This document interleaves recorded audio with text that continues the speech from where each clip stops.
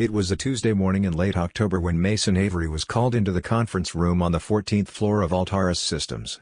The room was cold, sterile, like it had been scrubbed clean not just of dust but of history.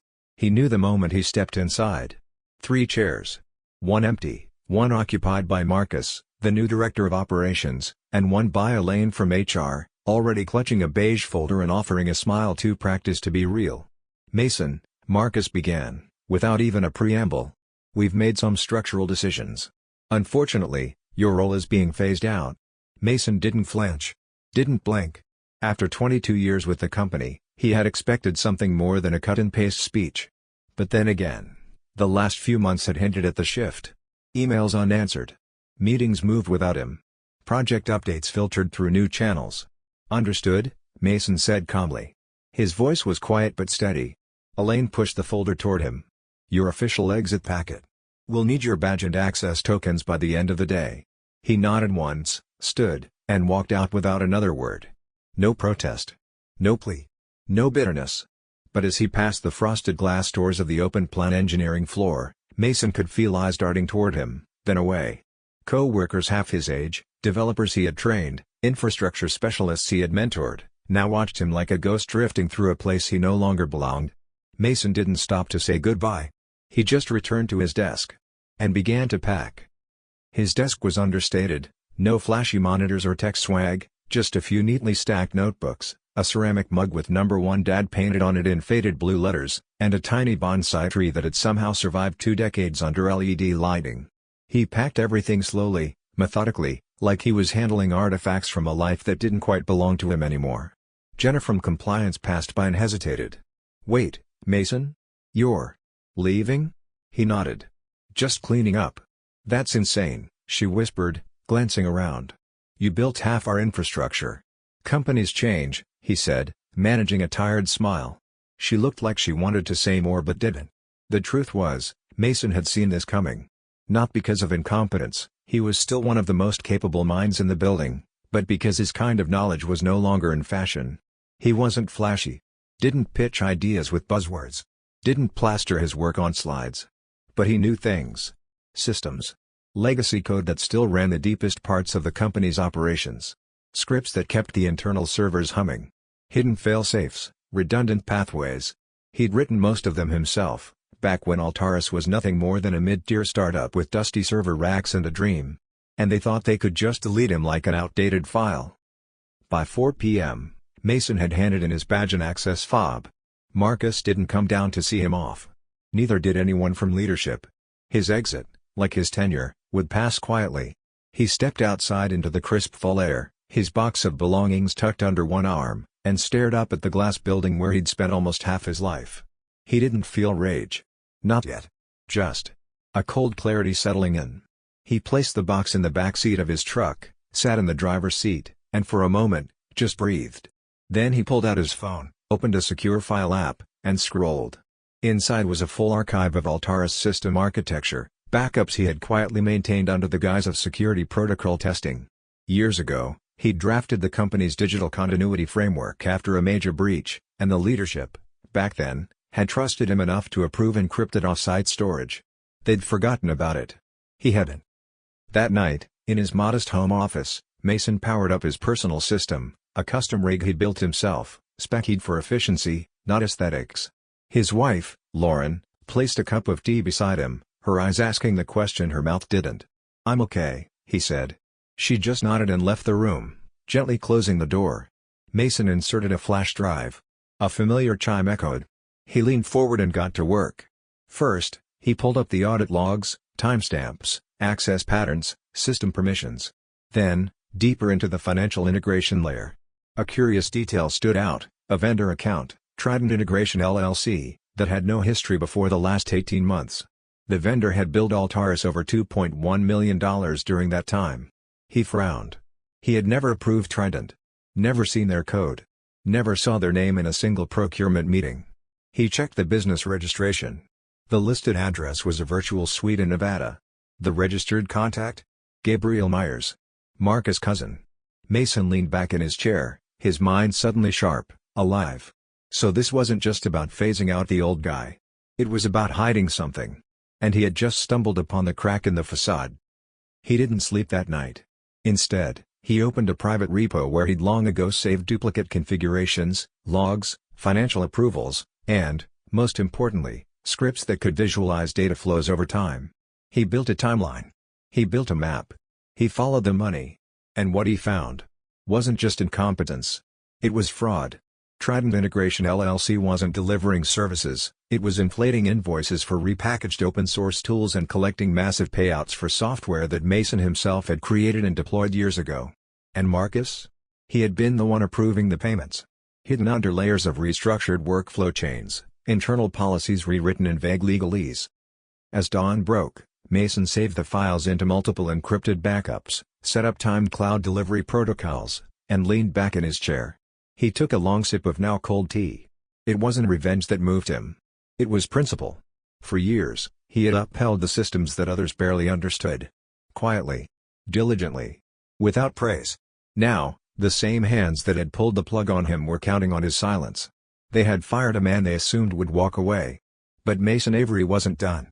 Not yet. Plus. By noon the next day, Mason had mapped out every thread. Not just Trident Integration LLC, but a network of smaller vendors created within a 2-year window, all funneling money through similar channels. Different names, different LLCs, same strategy, small contracts, growing slowly to avoid detection, each padded with subtle markups just high enough to matter, just low enough to slip beneath the radar. But Mason wasn't a man who overlooked details. The audit logs told their story. Every payment, every signature, every access request. And behind nearly all of it, Marcus.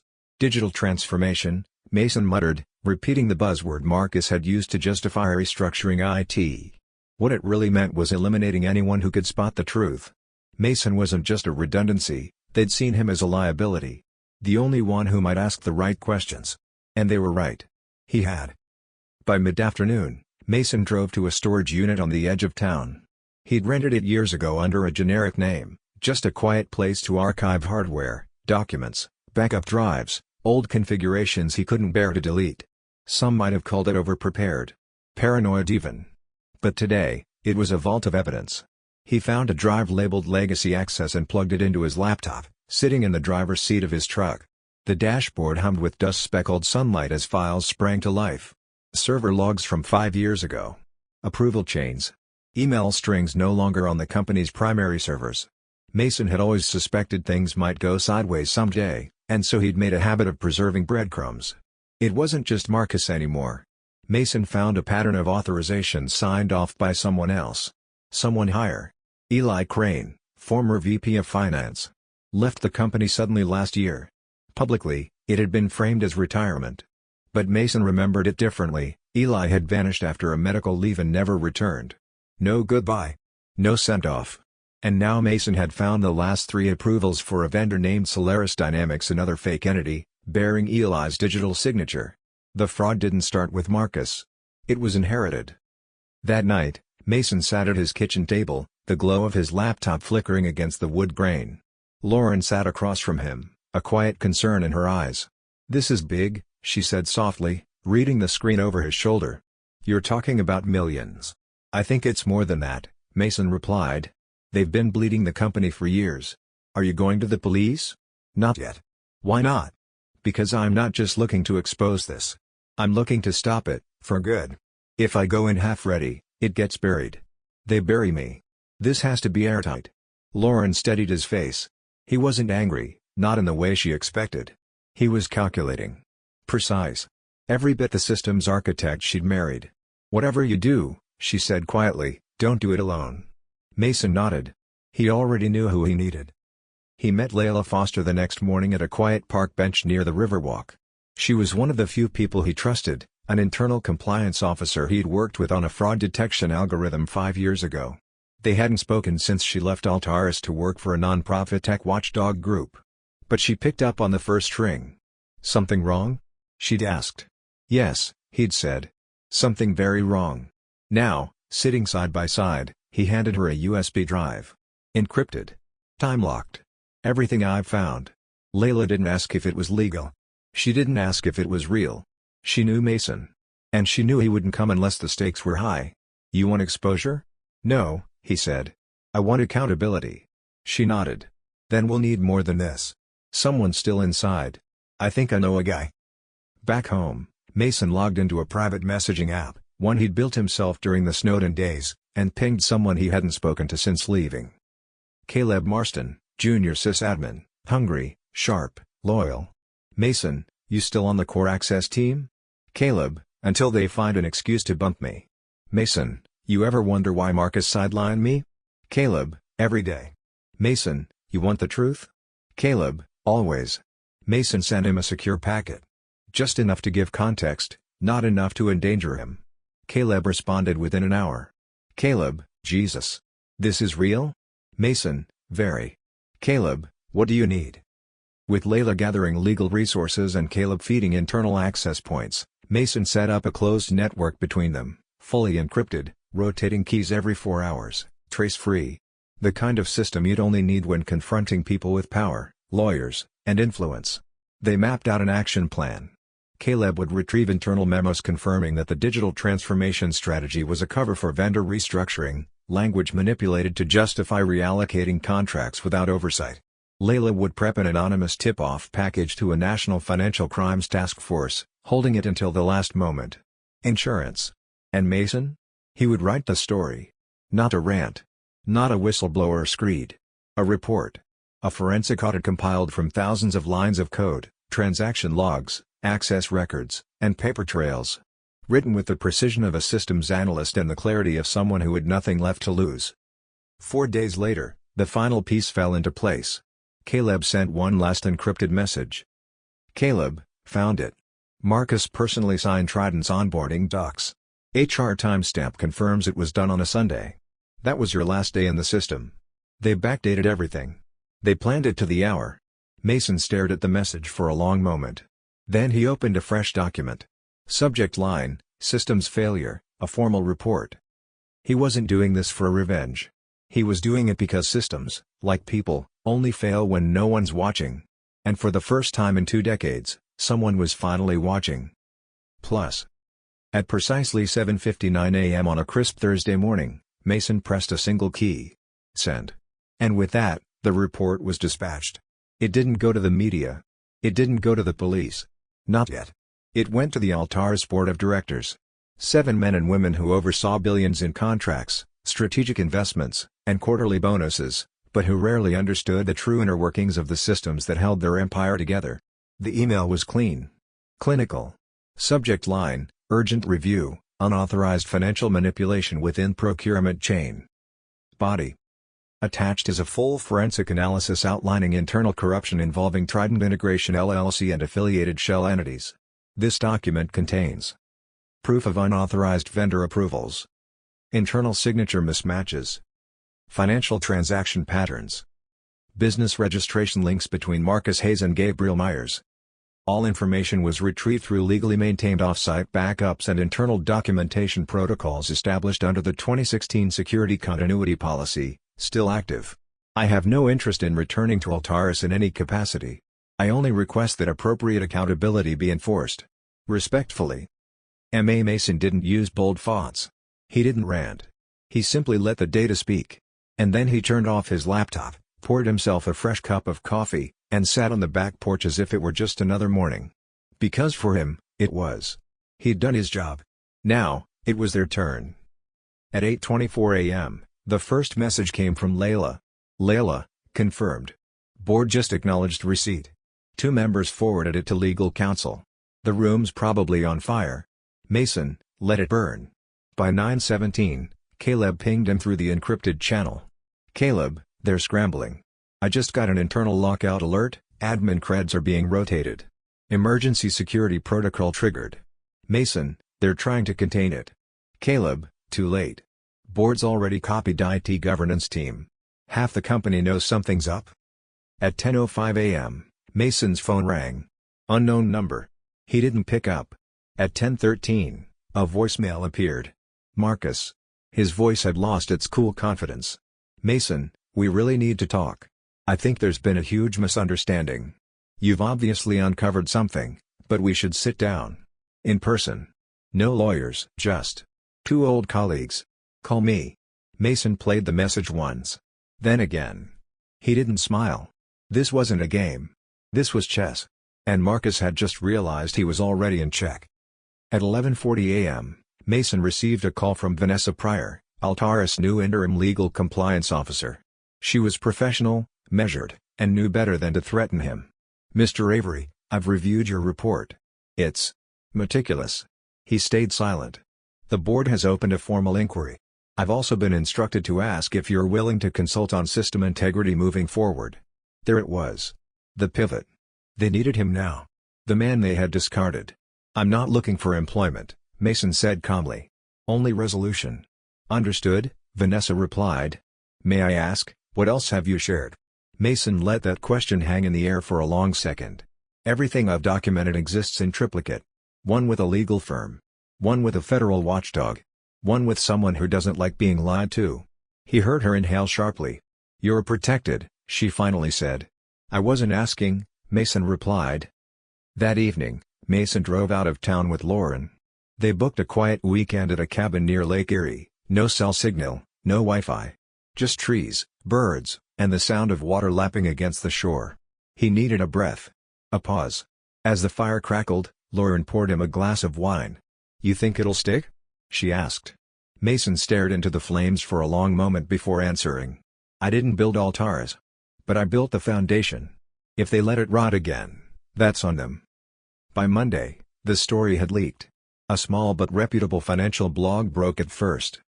"Altaris under internal investigation. Sources cite allegations of procurement fraud, vendor misconduct." No names.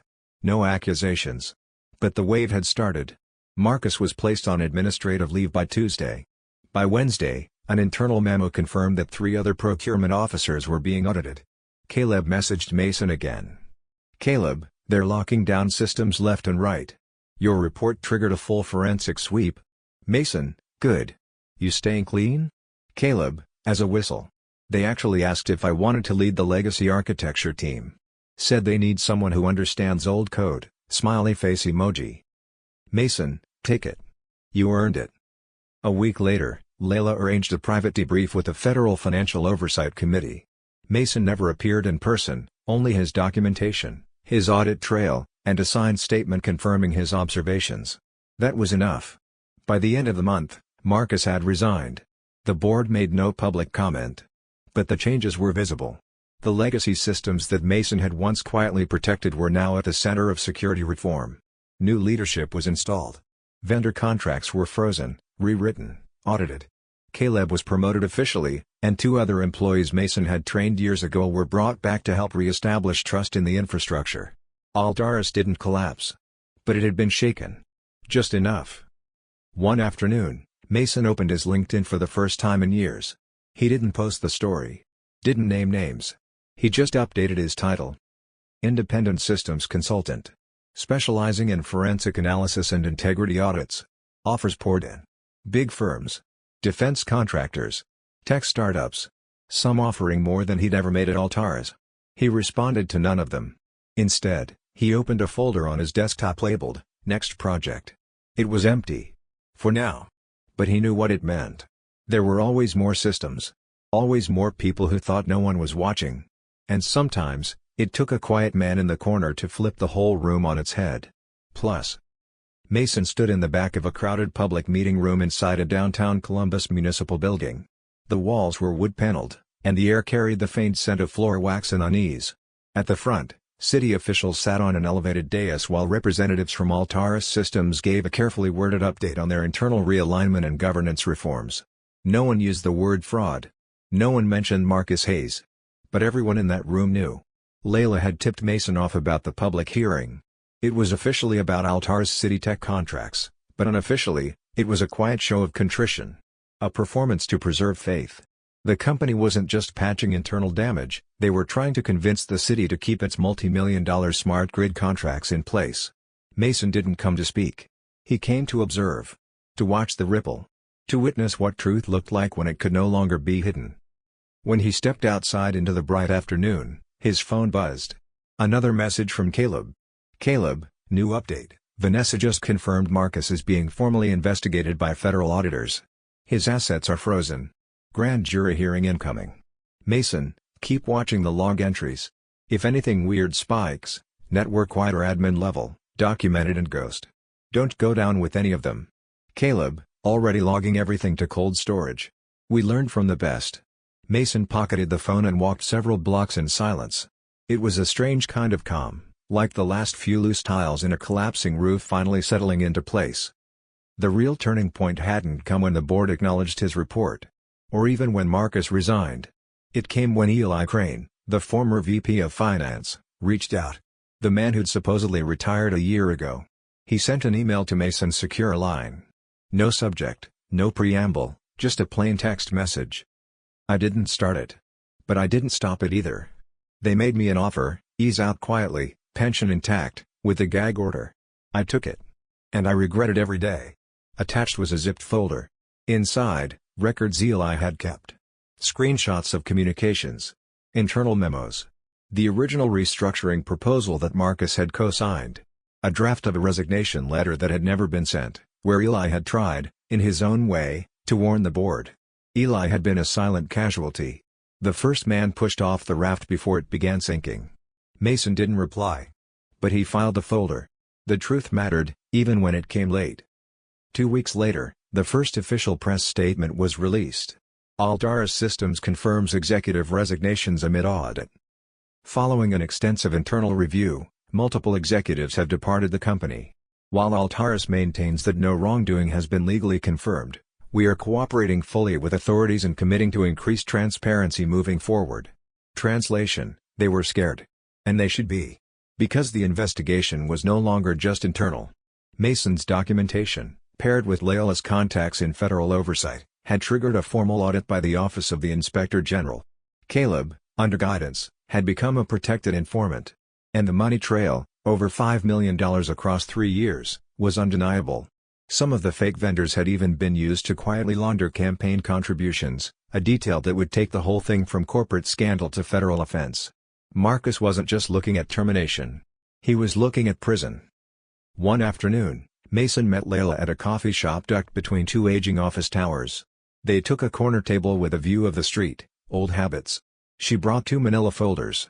"This is the final version of the case package," she said, sliding one toward him.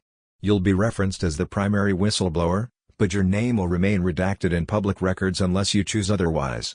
"I won't," Mason said. She nodded. "You sure?" He sipped his coffee. "People don't need to know my name. They need to fix their systems." She smiled at that.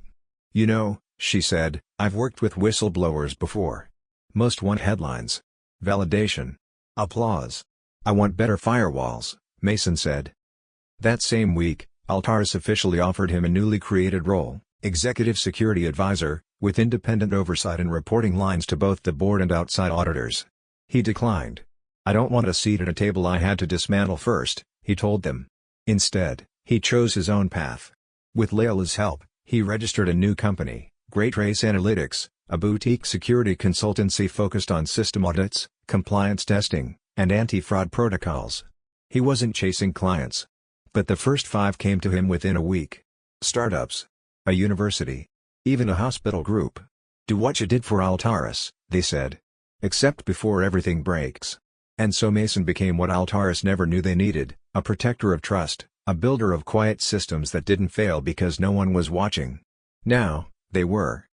He returned to the Altaris building once, 6 months later. Caleb invited him for lunch, and they walked through the halls Mason had once known better than his own home.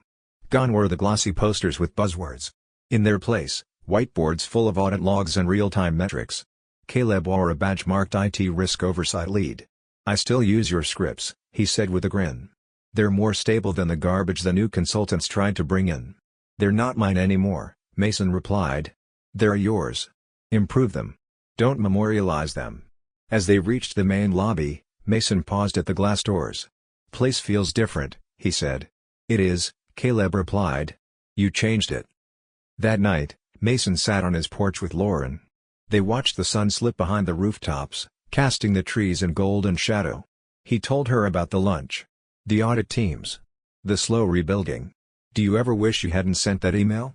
she asked. Mason thought for a long moment. "No," he said. "I just wish I hadn't waited so long." She took his hand and squeezed it. And for the first time since the day he was fired, Mason Avery didn't feel like a man left behind. He felt like a man who had done what was right. Without applause. Without headlines. Just clarity. And consequence. Plus. A year had passed since Mason Avery sent that email. In that time, the world had changed, not in the loud, disruptive way headlines tended to report, but in small, profound ways that shifted how people thought about trust, transparency, and the invisible scaffolding that held modern institutions together. Mason wasn't a hero in the public sense.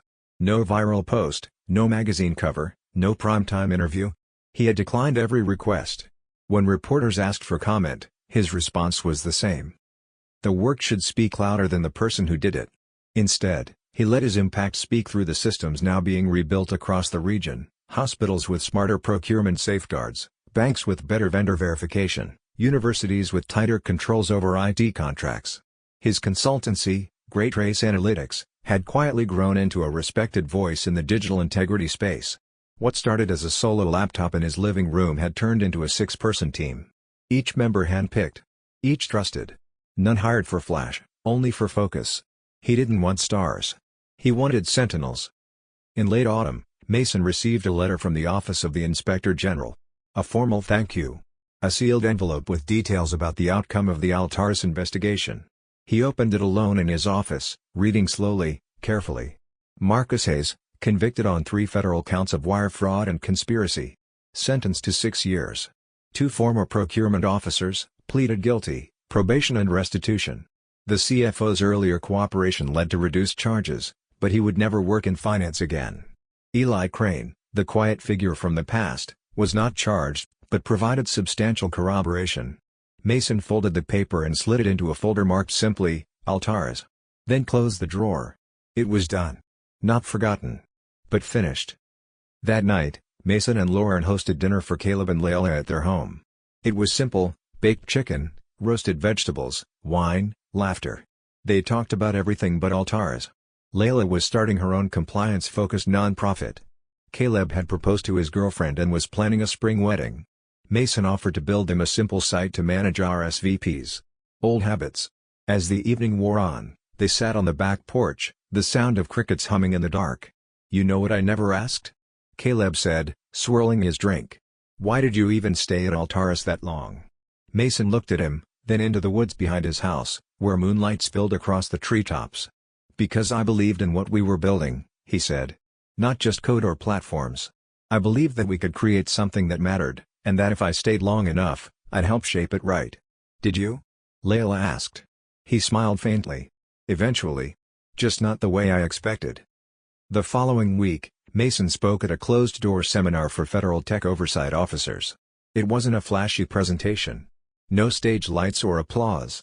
Just a projector, a plain set of slides, and one lesson repeated again and again. Systems don't fail because of bad code. They fail because of ignored warnings. He walked them through the quiet manipulation of vendor layers, the ease of concealing fraud under legacy structures, and the importance of institutional memory, how companies often purge their historians in the name of innovation, not realizing they're destroying the very maps that prevent them from getting lost. When the session ended, one of the younger officers approached him. "You make it sound like every company is vulnerable." Mason gave a slow, knowing nod. "They are. The question is, who's watching?" At home, Mason found time again for the small things: woodworking in the garage, weekend walks with Lauren, rebuilding the old shortwave radio he'd abandoned a decade ago. His work at Great Race continued, but it no longer consumed him. He'd learned how to draw boundaries, how to leave the laptop closed and the porch light on. One crisp evening, he took a walk through the neighborhood where he'd raised his children. The maples had turned to fire, red and orange and defiant. He passed the old school, the corner deli, the park where he used to bring his daughter after long workdays. He stopped at a bench and sat. A father walked by with his young son on a bike. A moment later, the kid toppled over with a soft thump. The father knelt, calm. "Try again," he said. "It's okay. You're learning." And the boy nodded, got up, and pushed forward. Mason smiled. That was it, he thought. That was the work. Not perfection. Not praise. Just building something that lasts. Months later, a new article appeared in a modest but respected cybersecurity journal. It was titled, "The Sentinel Architect, Anonymity, Integrity, and the Quiet Rise of Digital Ethics." It didn't name Mason.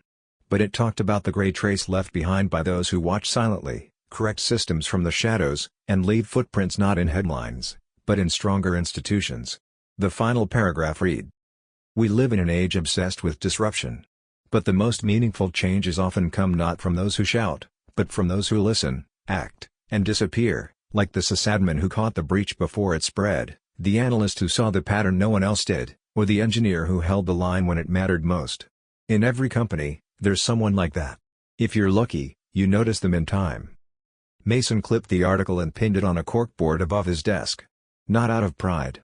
Out of hope. That maybe, somewhere, someone else would see it. And choose to watch. To protect. To care, quietly. Just like he had.